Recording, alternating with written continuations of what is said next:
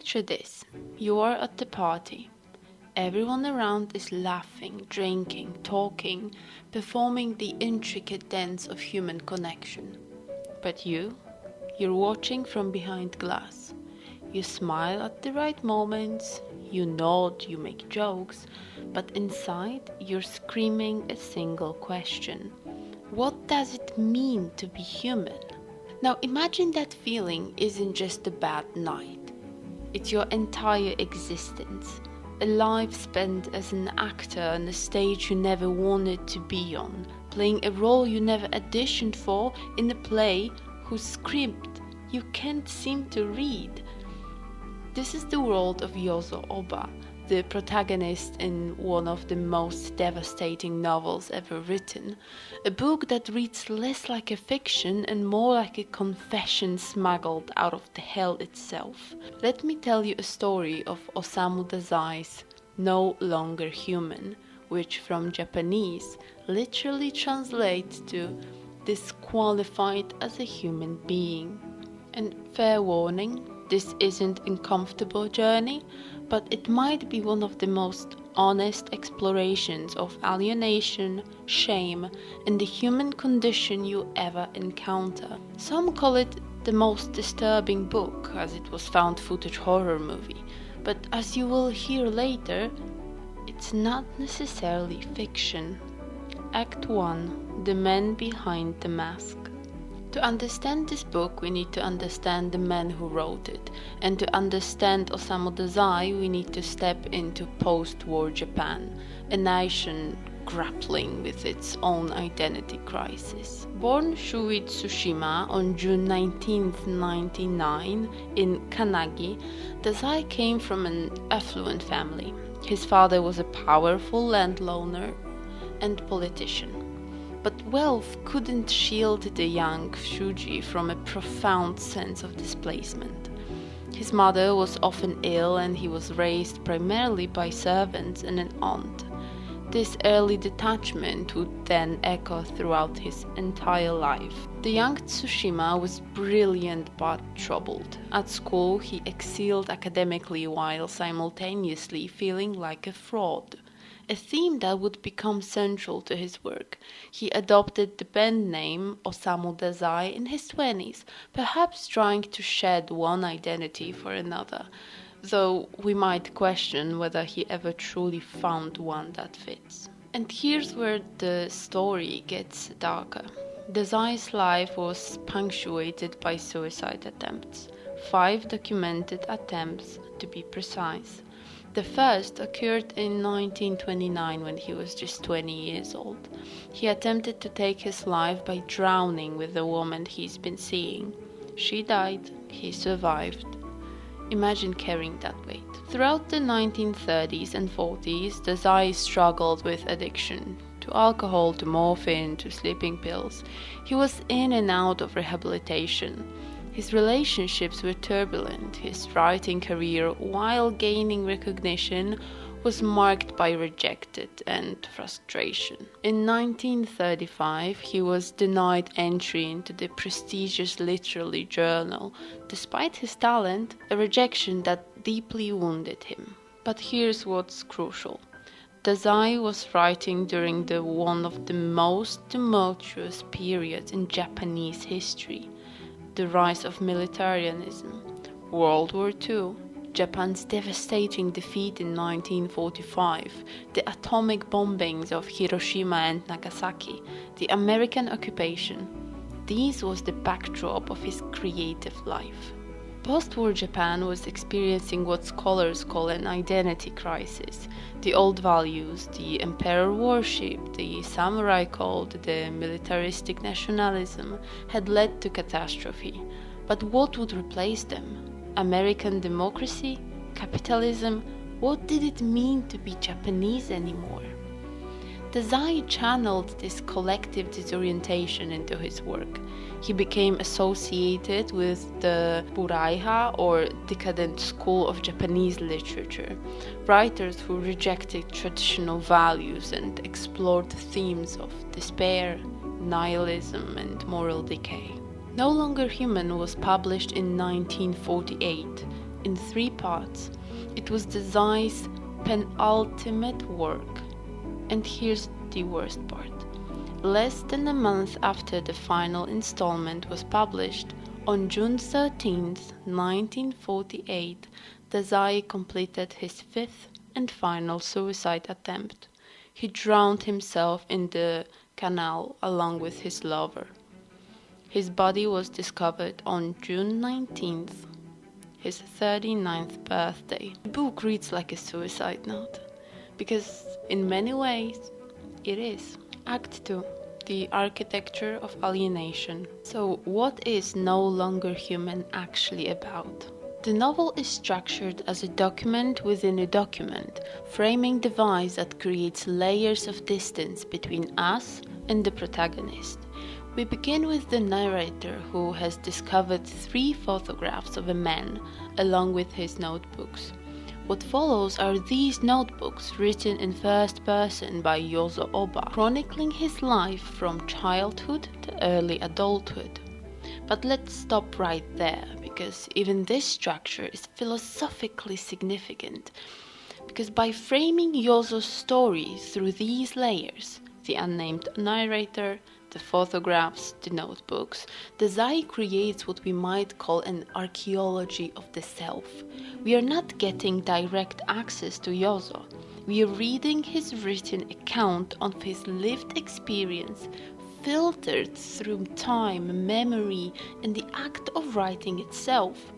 It's like looking at the reflection of a reflection, and this matters because it embodies one of the novel's central anxieties. Can we ever truly access another person's inner life?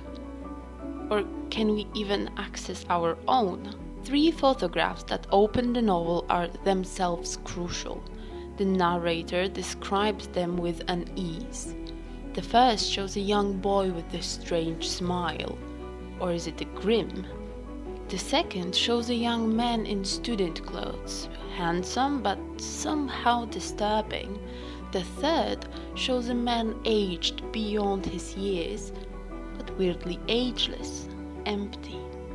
These photographs haunt the novel.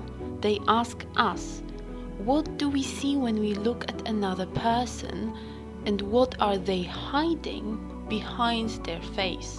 Now let's enter Yozo's story properly, and what a devastating opening it has. From his earliest memories, Yozo describes himself as fundamentally different from other human beings. Not superior, quite the opposite actually. He feels like an alien studying humans, unable to understand their basic motivations and desires. He writes, "I've been treading a path of tragic, absurd accidents that have made me appear to others as foolish and incomprehensible." One of the most striking early passages involves Yozo's confusion about hunger. He cannot understand why people eat 3 meals a day at scheduled times. He doesn't feel hunger the way others seem to. When his family eats, he eats because that's what one does. But the internal compulsion that others experience, that basic human drive, eludes him. Think about what it means. Hunger is one of our most fundamental experiences. It's pre-culture, pre-social, it's biological. If Yozo can't even understand hunger, what chance does he have of understanding more complex human motivations like love, ambition, or justice? Here's where it gets psychologically complex. There's a scene from Yozo's childhood that's absolutely crucial to understanding his entire trajectory. As a young boy, he's carried on the shoulders of a servant going up the stairs. He wants to go in a different direction, but instead of simply saying so, he performs what he calls clowning. He pretends to slide off of the servant's shoulder in the direction he wants to go. The servant doesn't understand it's a performance. He thinks Yozo is actually falling, panics, and they both tumble down the stairs. This moment is foundational. A younger maid who witnessed this tells Yozo that she knew what was doing. that she saw throughout his performance. And this terrifies him, because if his clowning can be seen through, then his entire strategy for navigating the world collapses. From that moment on, Yozo lives in constant fear of being found out. But found out as what? As someone pretending to be human? Or as someone who doesn't know how to be human in the first place? So what does he do? He becomes a clown. Not literally, though there are elements of that, but metaphorically. He learns to perfect his performance. He becomes funny, charming, eccentric, anything to prevent others from discovering his profound alienation. His entire life becomes a performance designed to hide the fact that he doesn't know how to be human. He draws cartoons that make his classmates laugh. He deliberately fails at sports in comical ways. He becomes a glass jester, the lovable fool. And it works. People like him. They're drawn to him. But Yozo knows it's all a lie. So here's what's heartbreaking. Yozo's clowning actually demonstrates a sophisticated social intelligence. He reads people like they're open books. He knows exactly what will make them laugh, what will make them put at ease, what will deflect their attention. In other words, he's exceptionally good at understanding human behavior. So good that he can manipulate it. Tragedy is that he experiences this skill not as a connection, but as proof of his alienation. His very ability to perform humanity so well convinces him that he is not human at all. As Yozo enters adolescence, something crucial happens. He meets Take, a classmate who sees through his clowning, really sees through it. During a boring class, Yozo is planning one of his performances, sketching out a funny face he will make. Take leans over and whispers one word: fraud. Yozo is paralyzed with terror. His worst fear has been realized. He's been found out. But something unexpected happens. Take doesn't expose him. Instead, he becomes fascinated by Yozo. He wants to understand him. And more than that, Take becomes a kind of mentor in vice. He introduces Yozo to alcohol, to prostitutes, to the underground world of adult pleasure.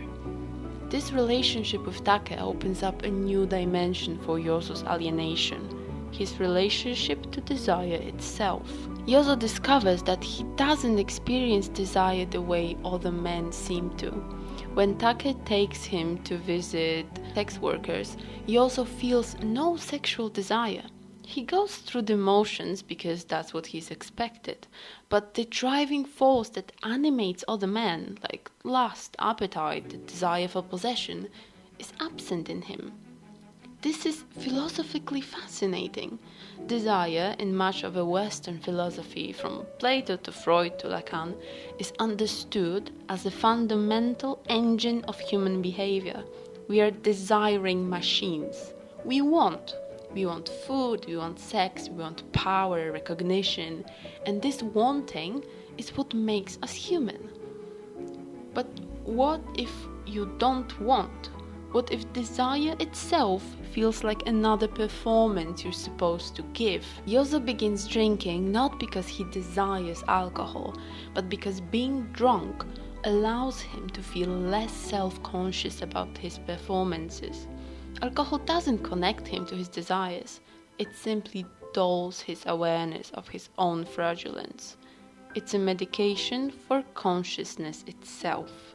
As Yozo grows into adulthood, his relationship with women became central to his story, and these relationships are some of the most psychologically complex elements of the novel. Yozo attracts women easily.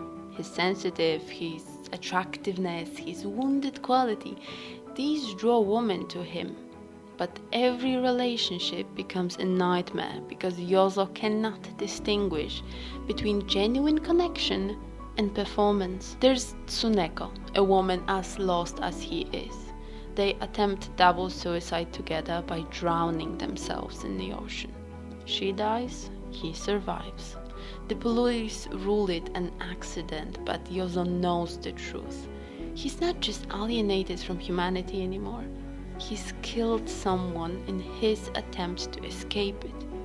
Or at least he thinks that way. Then there's Yoshiko, perhaps the most tragic figure in the novel besides Yozo himself. She's described as pure, innocent, trusting, almost idiotically trusting, as Yozo puts it. He marries her, thinking perhaps her innocence might save him, make him real again. But then Yoshiko is sexually assaulted by someone Yozo knows, and this event becomes the novel's darkest turning point. Yozo cannot process what has happened. He cannot feel the appropriate anger, the appropriate protectiveness. He's paralyzed. And worse, he begins to wonder if Yoshiko's innocence was itself a performance, if her trust was naive. The assault destroys his last hope that genuine, uncomplicated connection might be possible. If even Yoshiko, pure trusting Yoshiko, can be violated, corrupted, if even she might have been performing innocent, then what hope there is? Now, let's be clear. Dazai's treatment of women in his novel is problematic in many, many ways.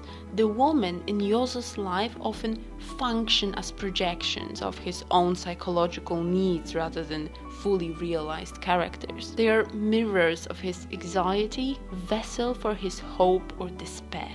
After Yoshiko's assault, Yozo's descent accelerates. He turns into morphine and alcohol with increasing desperation. And Dazai's description of addiction are brutally honest. There's no romanticism here, no beautiful suffering. Yozo describes addiction as a kind of slavery, but also as a relief. Because when you are addicted, you finally have a clear desire, a comprehensible motivation. You want the substance. The wanting is simple, direct, undeniable. In a perverse way, addiction makes him feel more human because it gives him something resembling normal human desire. But of course, it's a trap, because addiction isolates him further, destroys his health, makes him dependent on people who exploit him. There's a character named Flatfish who supplies Yozo with morphine while simultaneously reporting him to the police. Flatfish represents a kind of parasitic humanity, people who prey on the weak while maintaining social respectability. And here's where Dazai's social criticism becomes really, really sharp. Yozo encounters people throughout his life who are arguably more monstrous than he is. People who lie easily, who manipulate without guilt, who harm others without consequences. But they are not considered disqualified from humanity.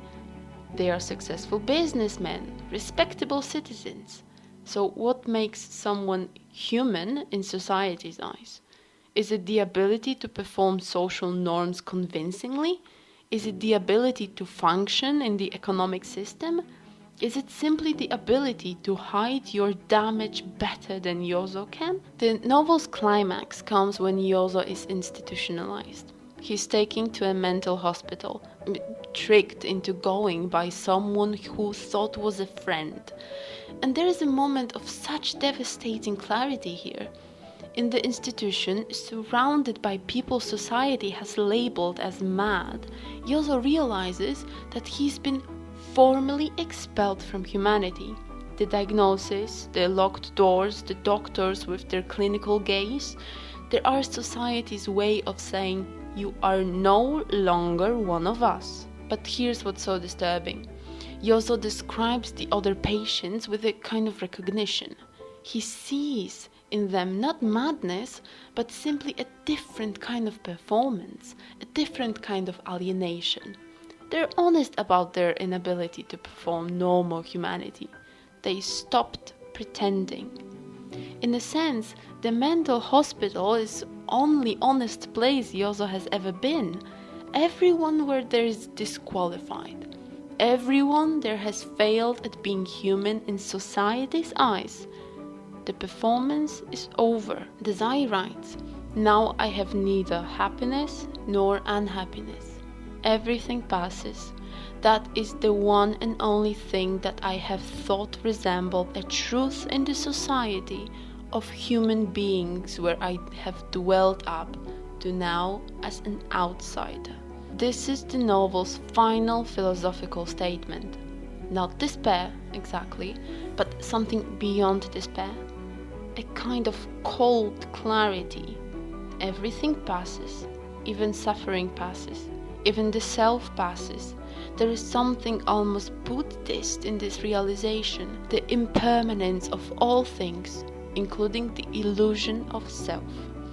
But unlike Buddhist enlightenment, which this realization might resemble, Yozo experiences it as a kind of death in life. He's alive, but no longer living. Human, but no longer human. He exists in the liminal space between being and non-being. The novel ends with the framing narrator's final observation. The Madame of Bar, who knew Yozo, says of him, "Ours was a good boy, not one who would do anything wrong. He was an angel, not human, but not monstrous either, something other, something outside the human category entirely." And that's perhaps the most disturbing thing about No Longer Human. It leaves us with the question, was Yozo's problem that he couldn't be human, or that he saw too clearly what human being actually requires, it couldn't bear to do it? Act 3. Philosophy in the Shadows. Let's dig deeper into the philosophical dimensions of this work, because No Longer Human is essentially a novel-length meditation on several interconnected questions. What does it mean to be human? Is authenticity possible? Can we ever truly know ourselves of others? And perhaps most important one, what happens when shame becomes your entire identity? First, we need to consider the Buddhist influences in Dazai's work.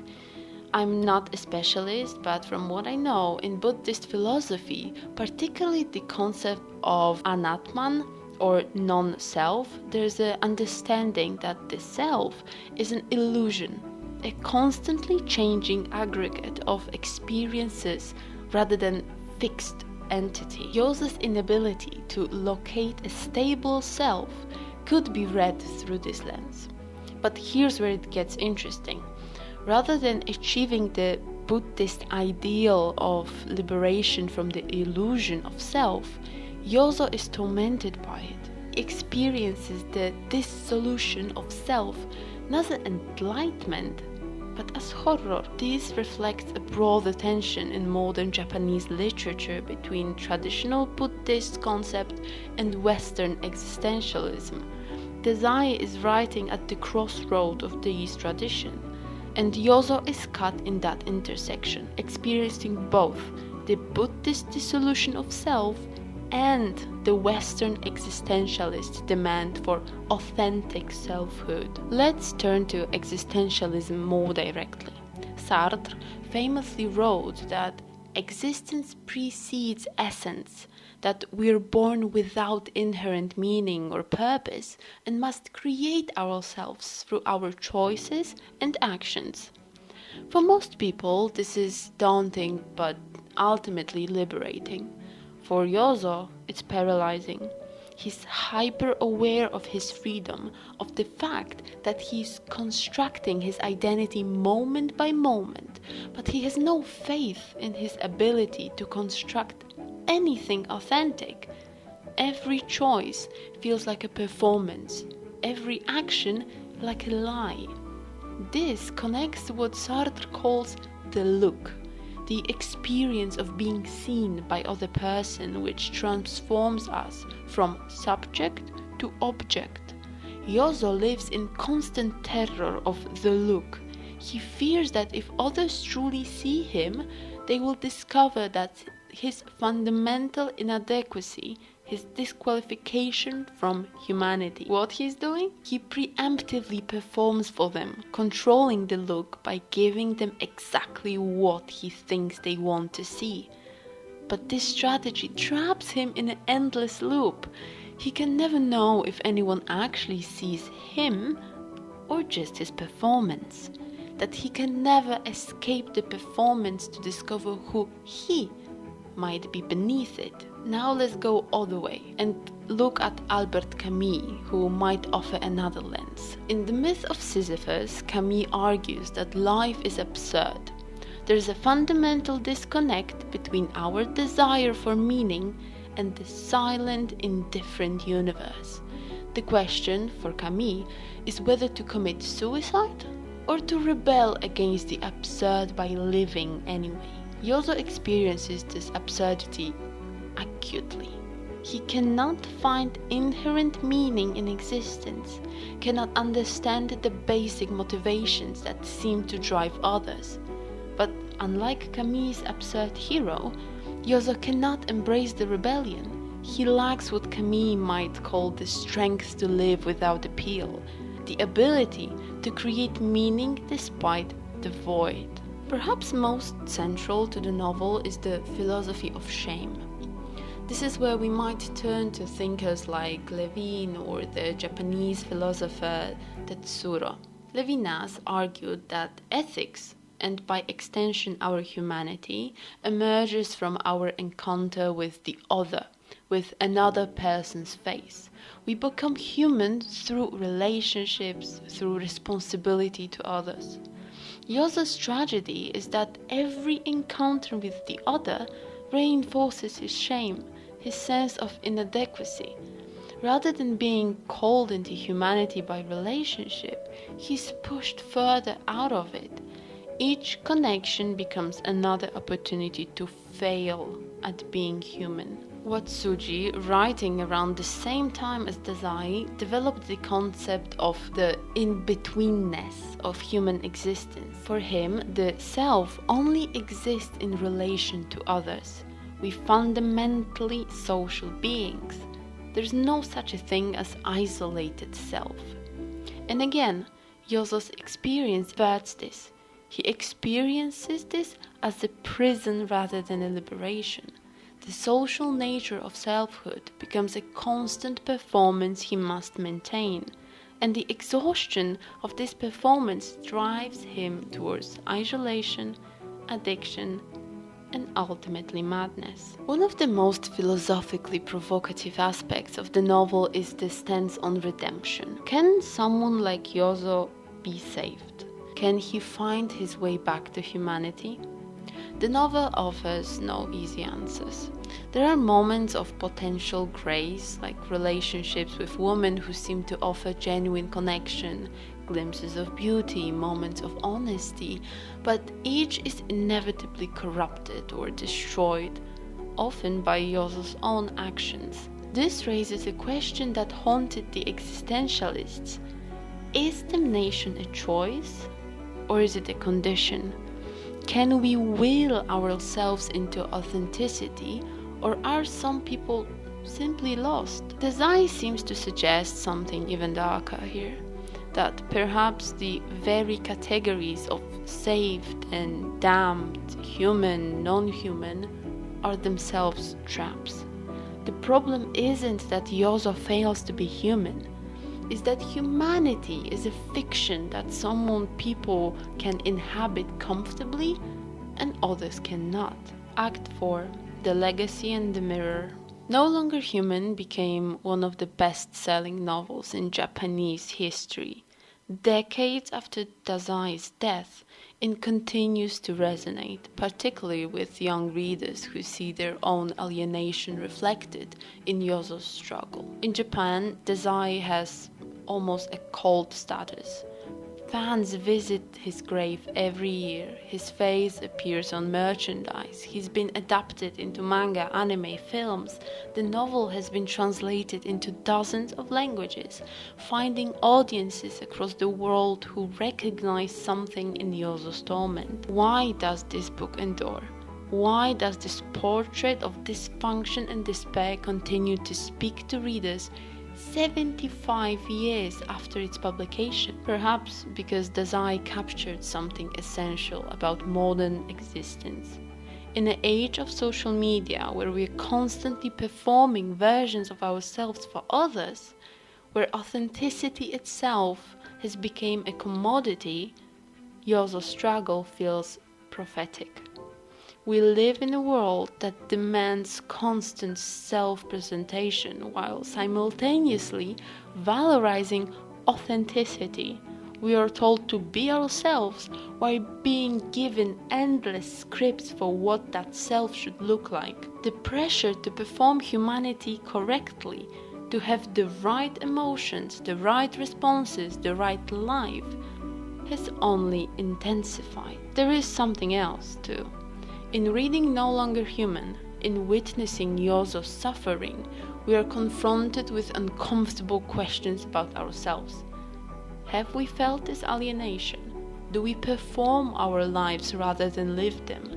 What would it mean to truly be ourselves, and what we even recognize it if we achieve it? The book is a mirror, and what we see in it might disturb us. Osamu Dazai wrote himself into literature and out of life.